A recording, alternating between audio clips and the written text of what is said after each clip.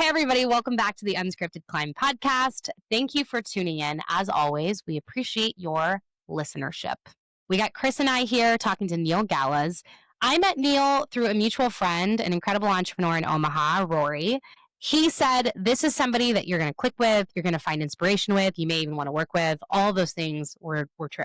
Had coffee with Neil, heard his story of entrepreneurship and how he has really outsmarted the system, and knew that it would be a great listen for all of you out there who want to understand how to do entrepreneurship a little different, a little more out of the box, and how to carve your own path. So Neil, welcome to the Unscripted Climb, and thanks for taking time out of your Friday afternoon to be here. Glad to be here. Thank you. Thank you for the introduction. Okay, so first question, I just want you to give us the 30,000 foot view of who is Neil Galas? Ooh, who is Neil Galas? I'm from Omaha, born and raised. And I think I'm primarily known as a real estate investor at this point. I was 19 years old and my goal was to get into real estate. And so for about 13 years so far, I went down that path. It's looked a lot of different ways in ventures and careers, but overall I'm known for creativity and entrepreneurship and just some of the things that I've been able to do in the real estate space. Okay, so hold on. 19 years old, huh?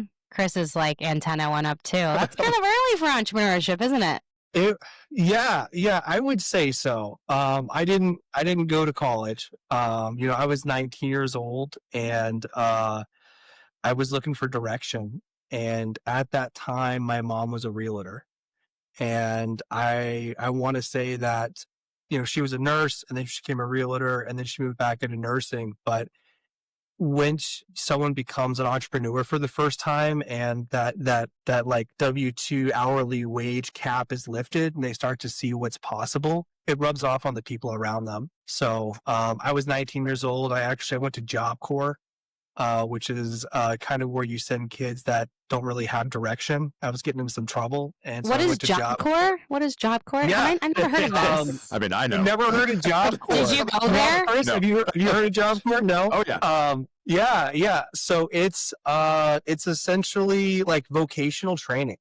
And so you go there and you live on site and you live in barracks. So I lived in a bunkhouse with 300 guys, sharing 8 showers and all on the same schedule. And essentially you live there and you work there. And so they divide. I don't even want to know what the urinals looked like. That's disgusting. Probably don't. You get an idea. Only 6 of the showers had running water, or hot water. So it was tough, but essentially you pick a trade. And so I use this as an opportunity to kind of turn my life around. I got in some trouble in my youth, and so I poured into Job Corps. Came out of that experience about 19 years old. Maybe I was 20 at that point, ready to pursue real estate. And so the first thing I did was I got my real estate license when I was 22 years old. But it took me 2 years to pass the test. So for anyone listening out there, success doesn't always come easy. You know what I mean? So at that age, I was a real estate agent as well. And I passed my test, which surprisingly, because I was a horrible student, but I was 19, 20. And I passed the test. I go into the brokerage. I'm like, I am here. They're like, yeah, that's nice. Nobody wants to buy a house from a 20-year-old kid. That's why I grew the beard. Yes. So a study was done in the 90s and it said men with facial hair are less trustworthy than men without. This was the 90s. So things change. And so I saw that, I thought to myself, and I was like, Chris, you'll know what's less trustworthy than a man with facial hair? A child. So my options were to look like a child or a man with facial hair. I chose the latter. So I grew the beard for my real estate career. Yeah. It's actually genius, I want to go back to you got in trouble. What kind of trouble? What were you doing, huh?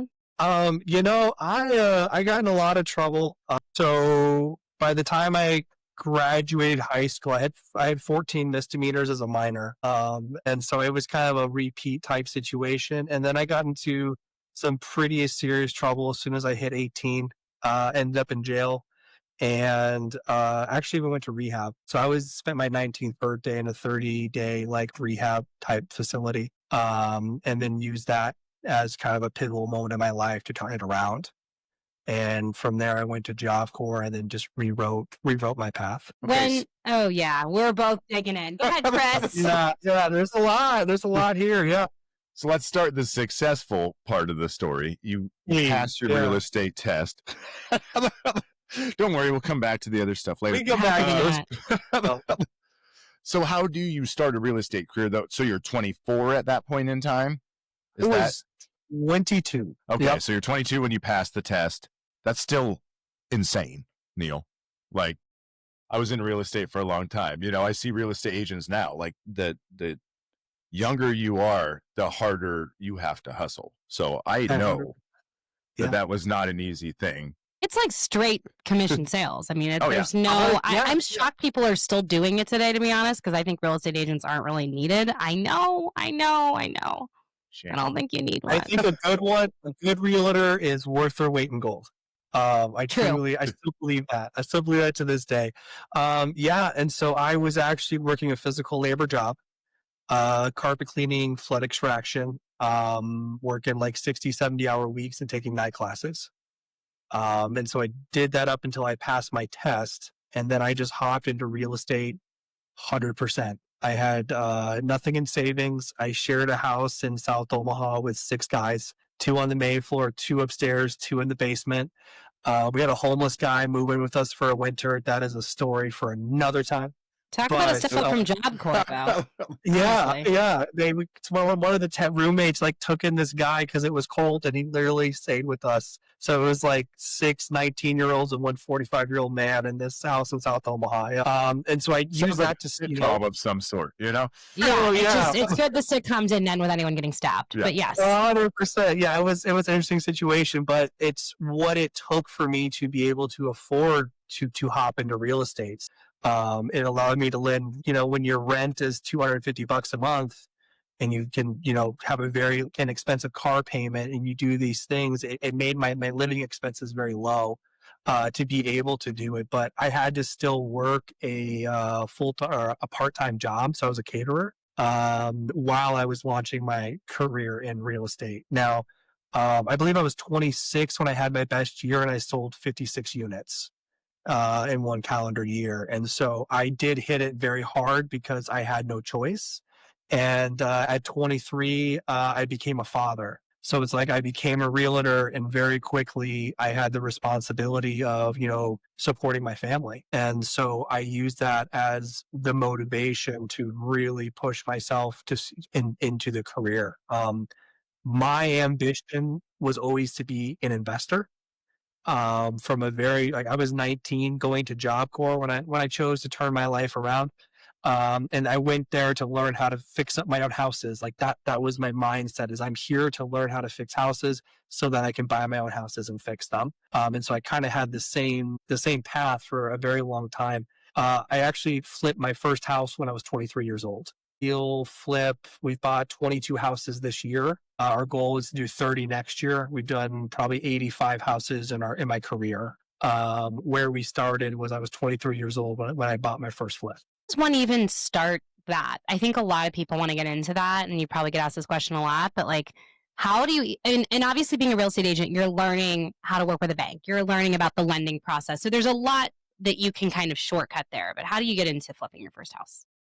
Like anything I do, I just jump in both feet, all the way in.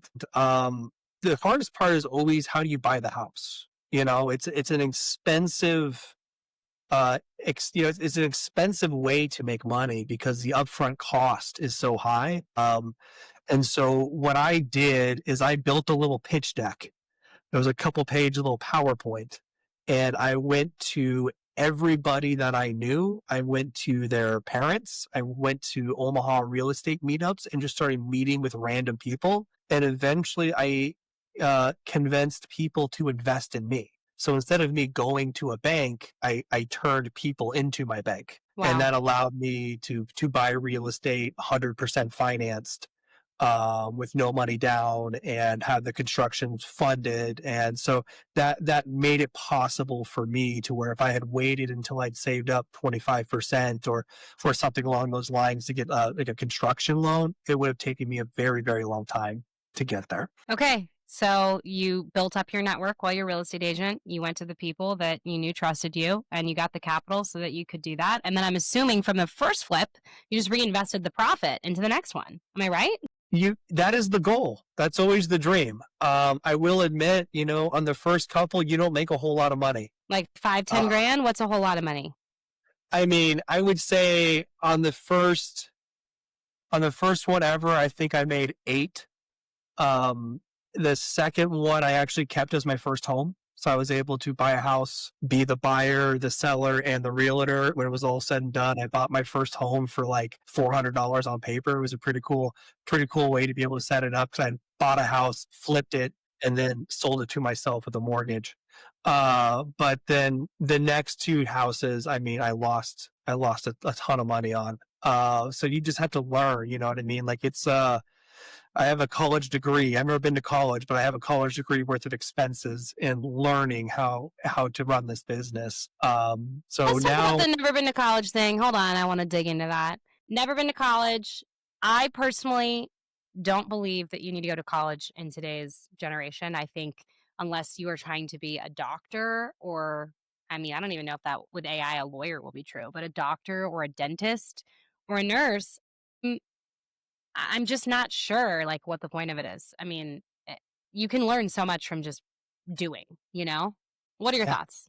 I share the same sentiment. I think if you have a really specific profession that is going to require that degree, yeah, I mean, follow your dream. I think the mistake a lot of young people make is going right into college, because you don't really know. I think a lot of people have an idea of what direction they want to go. So I have a lot of young guys come up to me and they say, Neil, I don't know what to do. What do you think I should do? And my answer is always the same. It's go find the hardest physical labor job you can, and it will help you come up with a lot of things you'd rather be doing.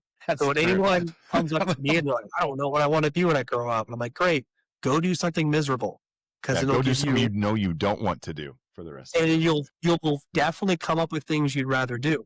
And that's a long way to answer the question. I think a lot of people go to college without direction. And to your point, Natalie, with AI, it's hard to really say what degrees will be worth having in a very short amount of time.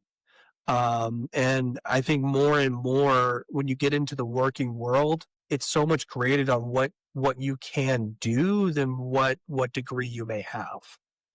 And that's consistently been true for my experience, and even in the corporate world. I think the other piece that this gets me thinking about is the fact that right now with the student loan crisis, people are going to get a degree and they're paying so much money, and then they're getting out of college and not even able to earn close to that to pay it off. Or even doing what they went to college for. Correct. Yeah, if they can get into the field, if the field exists, and are they making enough? And I think the perfect example is like, God bless teachers. Like, where would we be without teachers? We need Pay them teachers. more. Right. But when you look at what they're paid for a 4-year degree versus the cost of that degree, I'm just picking it, an example. If you took out complete student loan debt to 100% finance, a lifestyle on campus and your degree itself, you'll be paying that debt off the rest of your life. Because those interest rates and those amortization schedules are not, I think, regulated well enough or fair or reasonable for the debt to begin with. So beyond the debt itself, I mean, I think the repayment behind it is not very, I think it's pretty predatory as well. And so there's a lot of disadvantages, in my opinion, to having that level of debt as a young person just getting started in life. Agreed. So you go from, a couple flips. How do you scale that? How do you scale that business as a real estate investor? And what have been some of the tough parts about scaling that business? So the tough part is always when you get started, it's being able to hold your breath. How long can you drown? Is because, a lot of times you're putting every single penny you have and then some, especially when you get started, into this project, and you got to hold your breath because you don't get paid until it sells. And so to me, getting started was the hardest part. What I did was partner, I think, is the best way to answer that question. Because what I realized was when I was 23, 24 years old, I was flipping one house at a time. And I was making less money than if I had just sold real estate. Because as a realtor, I was able to be paid, a commission with no overhead and no risk. And compared to flipping, where you have all the overhead, all the risk, unless you could flip a house very quickly, you would actually underperform what you would do as a realtor. So I started getting into partnerships and trying to find the right business partner. And I didn't right away. My first two business partners, it went very badly. We just weren't good fits. And then I finally found an individual where 1 + 1 = 11. And him and we flipped 4 houses right away. The next year, I think we flipped 8 or 9, and then we flipped 15. And then we stayed at that 15 flip a year mark for a couple years until this year, where we actually decided to raise capital. So we brought on investor money again, kind of like where I started. We went out there and raised capital, and that just allowed us to just totally, blow the roof off compared to the volume that we had done in the past. And we've always been able to keep other careers.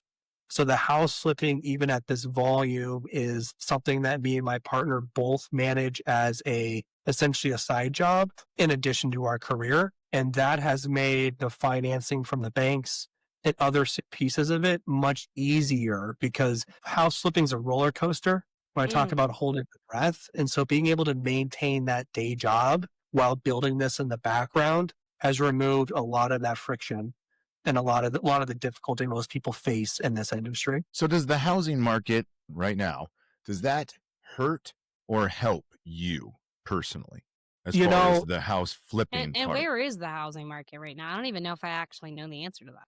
Yeah. 2 good questions. I think you can win in any market. And so I think I'm uniquely positioned because I am a lender in my day job.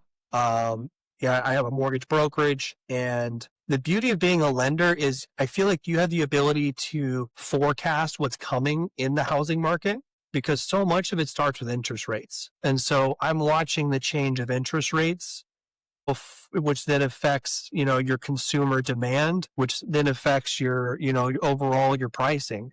And so I think it's been good for us, because even this spring, we made the decision to just increase margin. It was like, we're going to increase the margin. It was almost 40% for what we see on a property before we would buy it.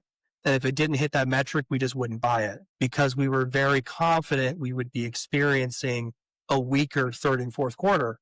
And it was the best decision I made, because we absolutely did. And there were houses that if I had kept our old margin, we would have broken even on, because we are experiencing, I'd say the market, I feel like it's down about 5% just based on, what I'm experiencing like in real time. And so as a flipper, it is difficult, especially to get started, because it is an unforgiving market. And just because you see a house similar that sold for 200 in March or last year, it doesn't mean that your house is going to sell for 200 today. On the flip side though, Chris, it's also, I've never seen this much opportunity. There are more deals happening right now than do when the market's good, because there is pain in the market, and there are houses that are sitting, 90, 120 days of market time. That didn't exist 3 years ago. Yeah, it was probably damn near impossible to flip a house 3 years ago, right? When people are fighting over every single house, like, that's horrible for you. That was hard. The beauty was you couldn't go wrong. If you could find the house and buy it, you would win. It was going to be worth twice as much in a month. You know what I mean? And so it's like, we'd buy houses with almost no meat on the bone, knowing that it would multiple offer and we would be okay. Yeah. We would never do that in the market today. Well, I think there's so many different factors when you look at your entrepreneurship direction here. Like, there's what the banks are doing, there's what the housing market is doing. Tell us about some of the points where maybe you were like, I am really terrified of what's happening right now, and how you got through it, because we've all been there as entrepreneurs. Yeah, I have this was definitely a tribulation. I bought a sixplex in Midtown right when interest rates just made the flip from 3% to when they started to go up. And I bought this property thinking it'd be a quick, easy, property to flip and then hold long term. And the city came in and they red tagged me and shut me down.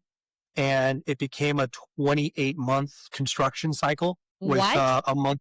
Yeah, with a monthly holding cost of $6,000 a month. And then because of the city, I essentially had to rebuild the building. My construction budget went, I think it was $250,000 over what I originally anticipated. And I received essentially no assistance from the bank beyond the original construction loan because there was nothing left there to give. And then with COVID, there was parts I needed for the building that were 15 months on back order. And so I got to a point where I literally couldn't complete the building until a meter bank from China that's 15 months on back order arrived.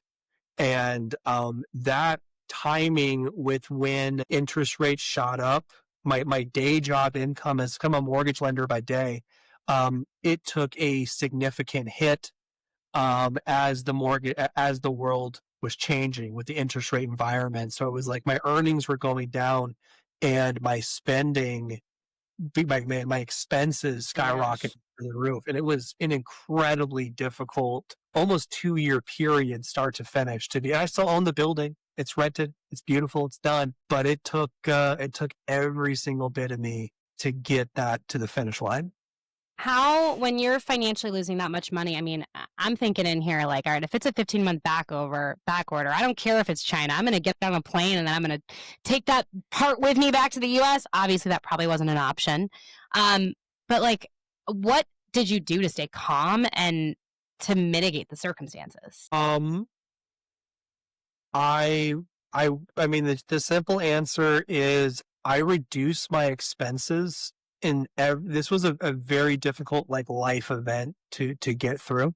I reduced my expenses in every single way you could imagine. I moved out of my house. I downsized. I rehomed my dogs. This also coincided with a divorce for me. And so there was a lot happening at one time. But truthfully, I used to wake up every day and say, run the play. Like, I know how to make money. Just do that. And so I flipped more houses than I've ever flipped. I actually had the highest income I'd ever had, even though the market was tanking because I had no choice. And so I think I had to remove the outcome. Like it got, because I mean, I'll be honest with you, with that amount of debt at that time, and there was other construction projects also frozen. It was at a point to where it's like my best may not be good enough. And I actually found God in that time, to be honest with you, and released the outcome of what was going to happen from what I was going to worry about. And all I worried about was showing up and doing everything I could in a day, every day. And that's how I was able to dig out and get through it. I love that, man. I mean, if that's not the advice you need to hear today, folks, if you're going through tough shit, that's it. I think that's really solid. Let God guide you. Figure it out. Chris, you believe in God, right? Yeah. Yeah. No matter. I just wanted to make sure. I do too, but I have reconnected with God recently. How recently? Oh, probably 6 months ago. So now I just do what He's guiding me to do. So I've been in touch with God for the last 33 years. I went to a Catholic school, and so they put you in touch with God basically at 3 and say, I went to Catholic school. Because you went to Catholic school, you never really lose touch. You might think you did, but no. Sister Mary made sure I never lost touch with God. Sister Jacqueline. Yeah, we all have a sister in our life. So okay, I decided I want to become a house flipper. What are? Am I getting into it with you or what? Yeah, me and Natalie are going to start flipping houses. Natalie, you're going to start flipping houses. I'm the project organizer, one of the two of us. So truly, that's how it would have to work. What are the 3 things we need to know? Ooh, the 3 things you need to know is if you don't know your numbers, you don't know shit. You need to Are you just going to repeat that for the next 2? Yeah, that's fine. And so I see it all the time where people are like, oh yeah, I flip houses. I'm like, oh great, what'd you make on that deal? And they go, about 30. And I go, 30 what? No, 30 cents? $30? Yeah. 30,000? About. No, you didn't. About. No, you didn't. Right? Because it is such an expense heavy proposition, right? And so what we have done is we have very detailed spreadsheets. Every single property we've ever flipped, I have an Excel sheet, and we know what we spent for every single item. And so it's truly understanding the numbers and not overlooking things like, if you're not a realtor, the cost of realtors to sell the property, or the interest holding costs, or things like that. People don't look at. They go, okay, so, I have $100,000 between what I bought it for and what I'm going to sell it for. And I put $50,000 into it, and I'm going to make 50. And it's like, no, you're not. You're going to pay a realtor. You're going to pay holding costs, title costs, insurance, utilities, taxes. And so really understanding what you're getting into on the front side would be one. Two, is construction costs way more than people realize. It really is, post-pandemic, our handyman used to be $15, $20 an hour. That same guy, he's charging 40, and his quality of life is no better. It's inflation, right? It's the world that we all live in right now. Although Chris does do some construction, so this might be our next business, because that might be up the alley. I'm trying to think. Actually, I'm in the flipping world. I paint a lot for some flippers. Really? He's a painting business. I'm kind of selective because you guys are difficult people. Well, speaking of that, I think you take care of naming names, but yeah. Here's what Chris said behind all of y'all's backs. Chris said, and I quote, that the people who flip the houses tend to be very financially, they want the cheapest for the best quality because they're doing the numbers. And it's exactly what you just said with rule number 1. You can't get screwed on the numbers. Yeah, and that's where most people make the misstep, right? But for anyone out there, like, there are deals everywhere right now. There really are. Okay, so number 2 was construction costs more than you think. What's number 3? Yeah, number 3, pick something easy, cosmetic. That's where almost lipstick everyone. On a pig. Lipstick. Yep. We want to flip a property in 4 to 6 weeks. That's our goal. Wow. Okay. But if someone's like, hey, Neil, I got this firehouse that's flooded. No, thanks. Yeah, hey, mold everywhere. I don't. Yeah, it's full of toxic waste. No, I'm good. Hey, the city is all over it. You'll have to pull permits on everything, but the margins are great. No, thanks. No, thanks. Right. Yeah. So, and also price point. I think a lot of people get started and they go, I'm going to flip a $100,000 house. It's harder to flip a $100,000 house than it is to flip a $200,000 house. A lot of your costs. You wouldn't think that. Well, I think a couple things. A lot of your costs are going to be the same, but if you think about being able to move value by a percentage, if you're trying to move the value on something that has a lower price and change it from a percentage perspective, you can't move it as far. I think you run into an issue where, like, we flip that first time home buyer. So I want to buy like high 1s, low 2s, resell high 2s, low 3s. That's our market. And so, like, for us, we know what products we're using. We know what LTV, what tile, what this, what that. We know if we take our same budget and put it into $100,000 house, we'll go over budget. And so for the only way for us to make it work in that super low price point is like cut corners on our material or our labor. And we don't like to do either. Because whenever I have to make it really work and you bring on, we call it like C quality for C prices, right? It comes with its own headaches. And so we're better off paying a higher premium for labor to put out a better product in a price point that it's appreciated than we are trying to buy the cheapest house and put the least amount into it and try to sell it for the most. Like, it's just our model has found a lot more success and a little bit higher price point. It's fascinating. I'm sure you've seen some nasty houses. Like, I mean, I have.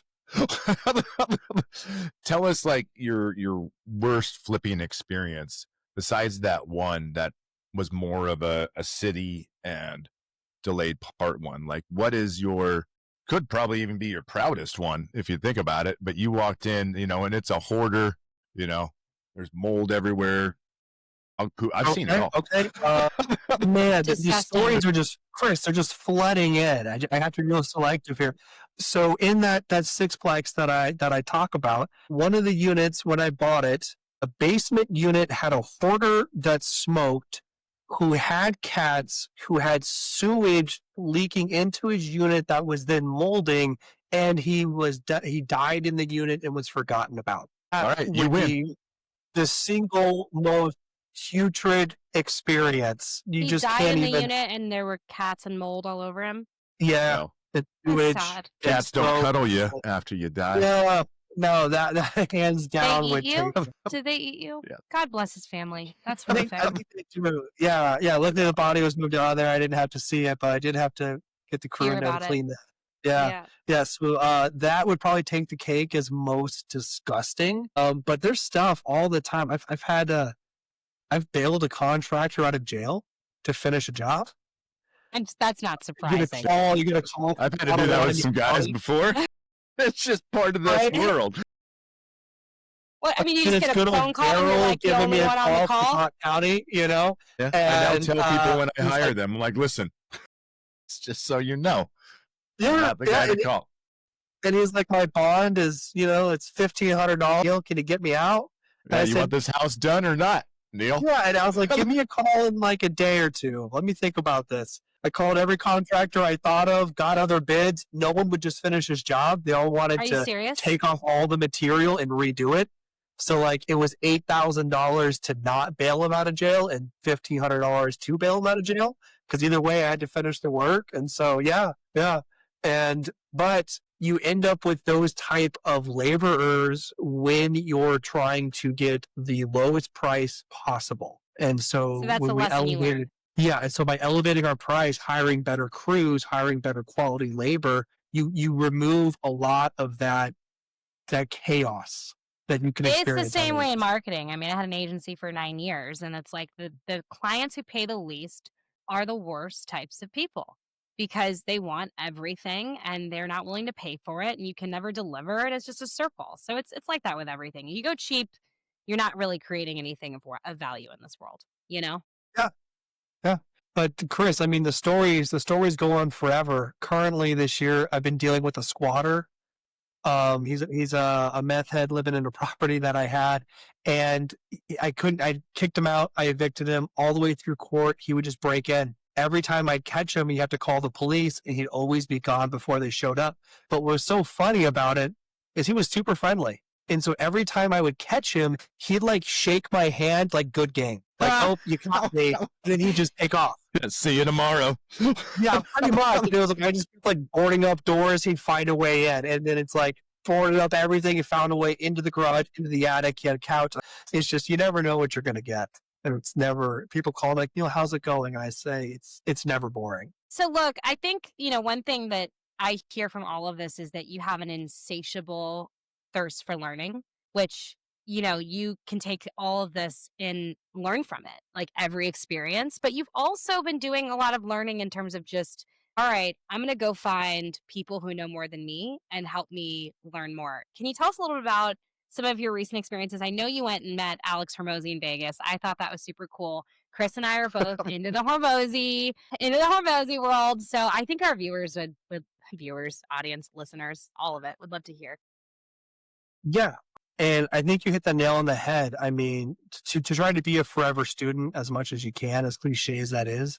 From the time I became a realtor to the time I was 25, I read a book a month for 3 years straight that were all self-help, self-development. And why it mattered was that in my life, most people were like at college partying, or like not at college partying, or like trying to figure out where they want to go. And I was using that time where your brain is very impressionable. It was very conscious about the type of content and then the direction I was trying to go. And I think it changed my life and the trajectory forever.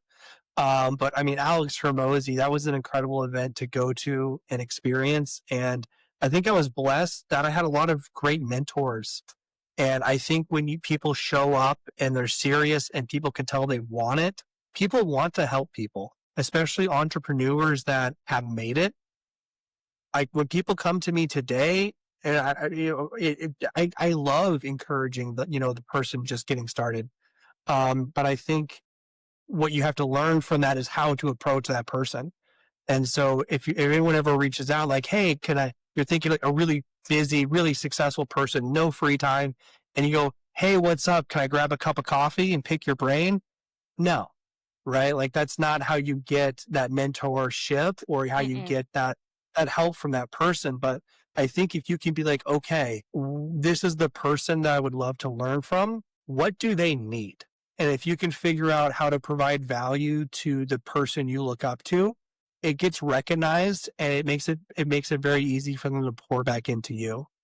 I don't know if that helps answer the question, but anyone that's Well, looking, I think it's an example. I think that's one route because I've certainly done it. But I think the other route is just like I know I just hired a coach for the next 3 months and it was a few $1,000s, but I need a coach right now. Like I want a coach. I want to learn. And so I think people don't remember or forget that like if you don't keep investing in yourself, you're not going to continue evolving. And so I think with Hormozy, I mean, I know you paid to go out there because you wanted to invest in yourself.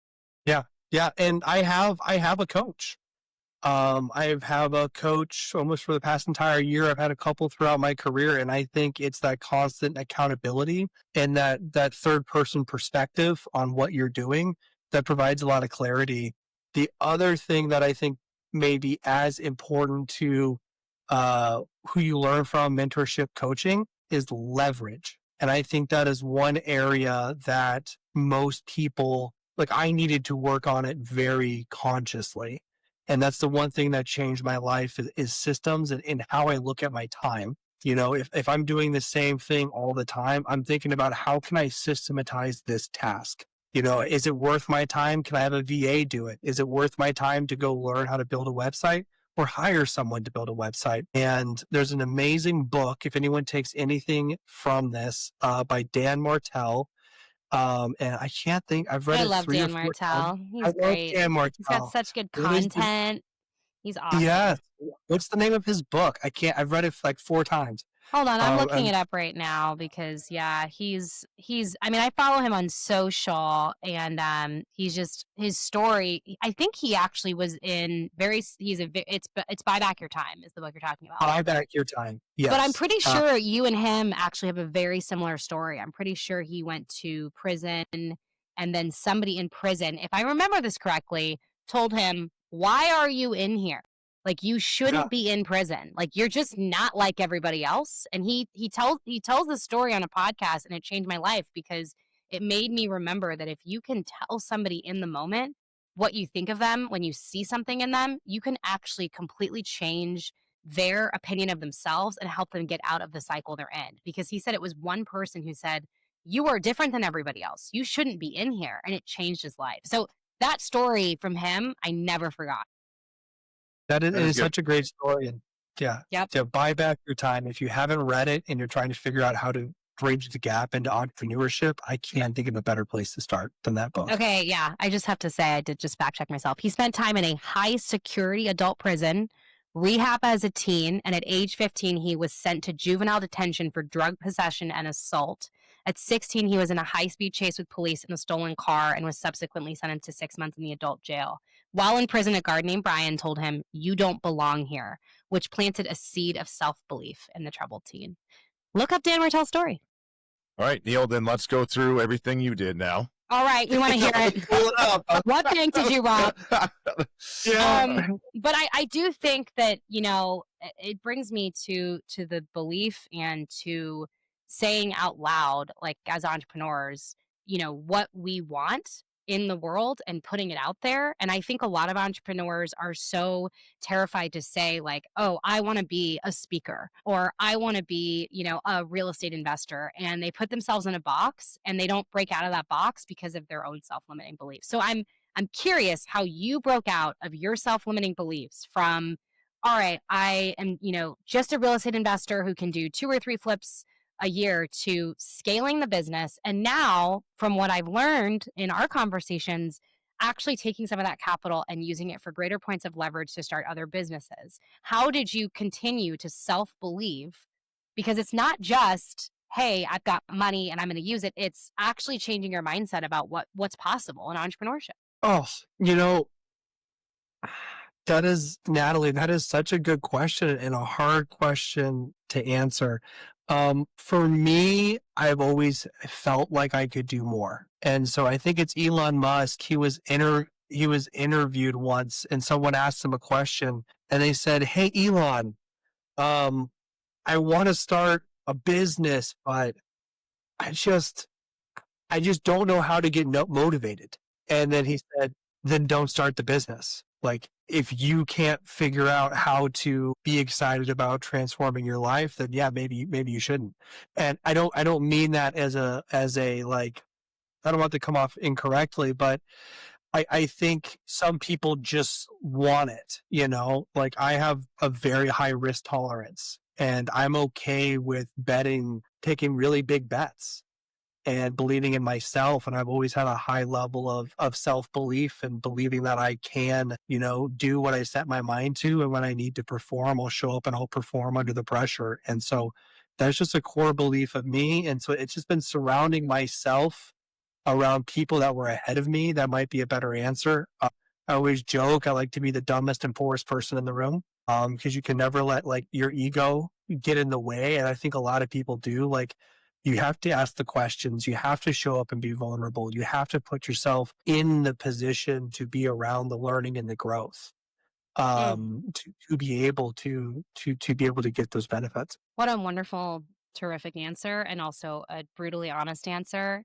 Chris, you and I have talked about this. Not everybody's meant to be an entrepreneur. No, I think it's literally one of those things. You're either in or out, and it's probably good that they didn't jump in.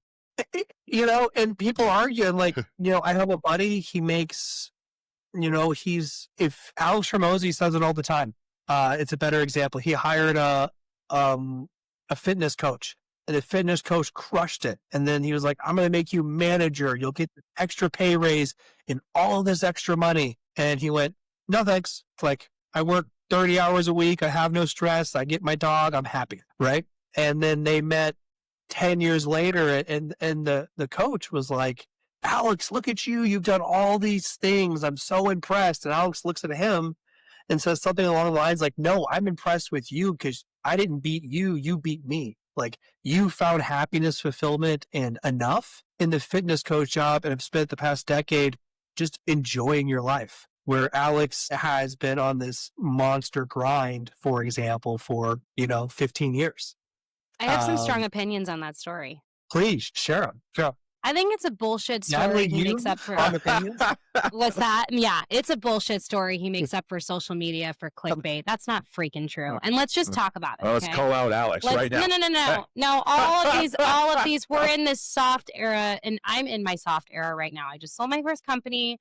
I'm consulting 10 to 20 hours a week. I've told this. I'm not trying to grind right now because I'm giving myself the space to be creative and let the next business come to me. And I have realized I have pushed and pulled and all of it. But there's a difference between taking seasons off, because like a major athlete, if you're in the NFL or the NBA, you know, you sometimes have to take a season to recover from, let's quote unquote, an injury or pushing really hard before you can push again, right?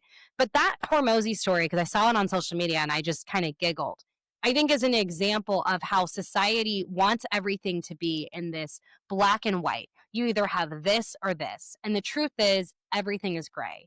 And so that guy is always going to be the fitness trainer who makes 30 hours a week, blah, blah.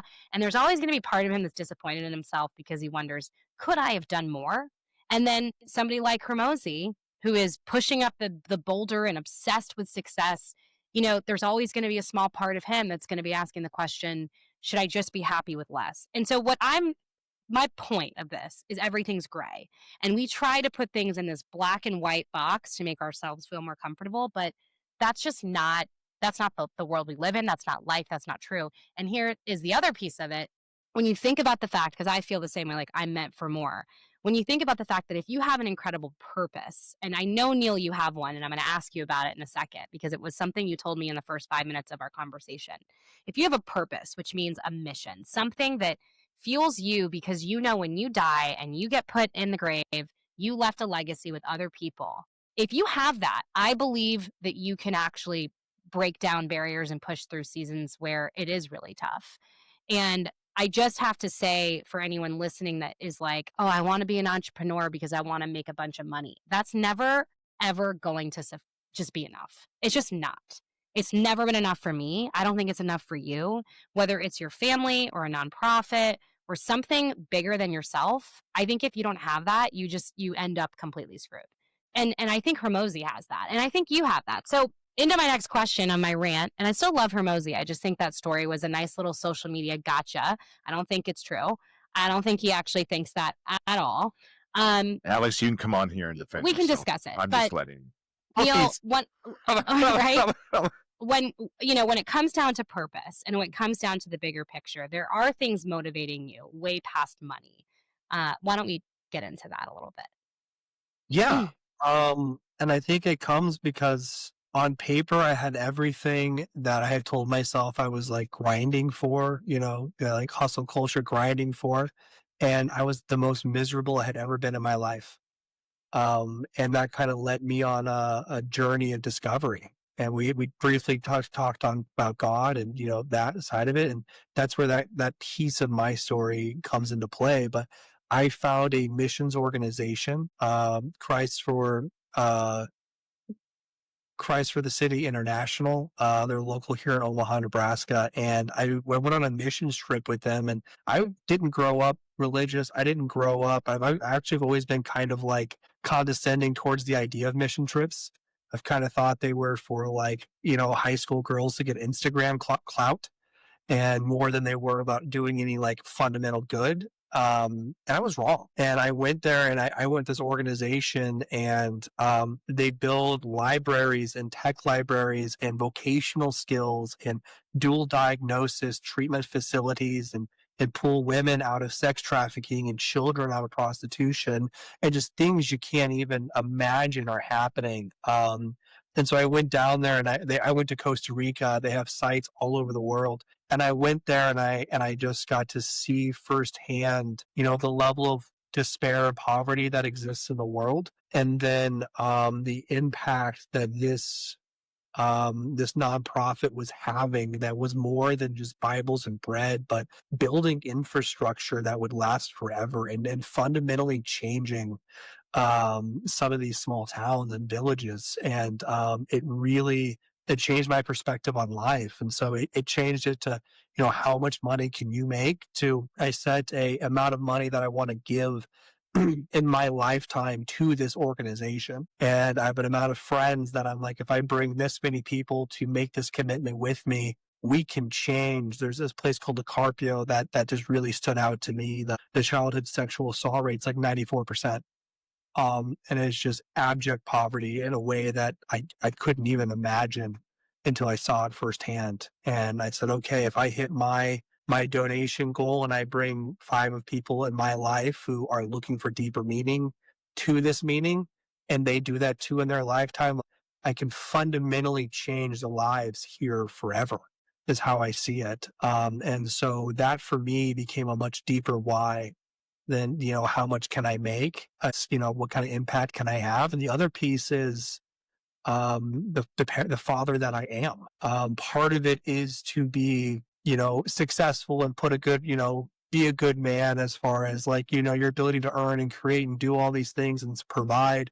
But if you get so caught up on the providing that you're not present there in the moment, it all turns to ash, And so for me, I try to live a life that my goal is to always be more present with my child and set the example that I set with him. And so to allow me to do the things that I want to do while being present with my son forces me to have to be a higher quality executor and a better entrepreneur. Like I have to have better system building, leveraging of my time and tasks to be able to do both. So it's like I have to work out so that I'm healthy, so that I have the energy to be the entrepreneur and the father that I want to be. Because if I just wanted to pick one, my physique and my energy levels wouldn't matter. But if your goal is to, really knock both those things out of the park, you have to be firing on all cylinders. And so that motivates me to align the rest of my life in that direction. I don't drink, not because alcohol was an issue in my adult life, but it was just one more anchor. It was just one more thing, making it harder to be a laser and making it harder to hit the achievements and the things that I've identified as my why to be most important. And so it made it an easy decision to remove it. I haven't drank in about 18 months. I got alcohol right there. So I'm there, like, it's not a big deal. It's not like it was a thing, but it was just once you have that purpose and you know where you're going, those decisions become easy. I feel the same way about alcohol. I mean, I think I've mentioned, Neil, my husband's been sober for a decade. He completely turned his life around. But for me, I don't know about you, Chris, but I'll have a martini once in a while with friends, but I have no desire to drink on a casual Friday night dinner or, on a Saturday morning brunch. It's like we got too much going on. We're building the next act two here. So how are we going to do that if we're hungover? What about you, Chris? Are you drinking? Yeah, I'm drinking. It's fine, man. I'm a wino, Yeah. I mean, obviously looking at me, I was like, that guy drinks wine, I like I'll drink. Yeah, we'll be going out to dinner tonight. I'll get a glass or two of wine. Yeah, but you're not. I mean, I don't think I've ever seen you really. I mean, like we do this podcast. So, one or two for me is all I need. But like we do this podcast, you're not like having a drink during the podcast. I've never seen you on Friday afternoon be like, I'm just gonna crack open them. I mean, I am in the construction world, so that does happen. But that's builders. That's not me. Yeah. Well, we're so glad we don't have to get client you out of jail. relations. There's nothing I can do about it. Okay. How can people find you, Neil? This has been such a wonderful conversation. If somebody wants to email you or directly reach out and say, I'd love to take you to coffee and pick your brain, what is the best way to get in contact with you? And who are you open to connecting with? That's a great question. So the easiest way to find me is going to be social media, Neil Galas, NeilGalns. That'd be the easiest way to reach out to me. Who am I open to connecting with? As a lender, I specialize working with investors. So I went out of my way 2 years ago. I flew around the country and I met with a bunch of different type of lending institutions and built relationships so I could provide loans to investors that your typical bank doesn't have. Because being an investor, most of my clients were my friends or people that I knew were investors, and a typical mortgage loan officer just doesn't have what they're looking for. So who I can provide the most value to and who I enjoy meeting with the most is, people that want to invest in real estate, that want to build that portfolio, because most of my clients are repeat clients that I'm helping scale their own rental portfolio. Because not only do I provide loans that other banks don't have, but I provide a really unique perspective because I'm also in the trenches, flipping houses, buying rentals, building a portfolio in the background. And so the advice they get from me is different than the advice that they would get from a different type of lender who they're not in the trenches in the same way that I am. And so I would say that type of individual would be someone I'd be very interested in reaching out to. And then also if anyone's resonated with this and wants to see what a deeper calling could look like and would want to see like this missions organization that I'm talking about, like that would be something I'd be very excited to share and get people into the fold with, because it reframed my life. And it forever will change how I see and feel about the world that we live in. Is your last name have anything to do with apples or no? The Gala apple? Do you guys know what a Gala apple is? No, that's unfortunately not.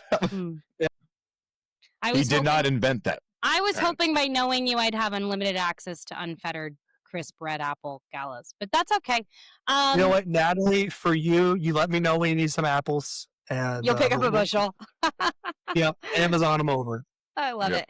Speaking of Amazon, I sent you a book and they just emailed me and said it's out of stock. That book is so good and they'll let me know when it comes back. I ordered it a month ago. Can you believe that? Building a Story Brand is the book that I said Neil needed to read. And I tell everybody this because it's brilliant marketing. We were talking about marketing books. So I just wanted to plug it on the podcast. But it's out of stock, guys. It's so good. You've never bought me a book. Yeah, I'm sorry about that. I have brought other wonderful things into my life, though. If you are looking to reach out to Neil, social media, that's his game. Big takeaways today. You don't always have to go to college. You can be in trouble when you're young and reinvent yourself. Real estate investment. He just gave you the playbook. So wonderful to have you on, Neil. Thank you so much. And we appreciate your time. And to all of you listening, keep climbing. Thanks, everybody.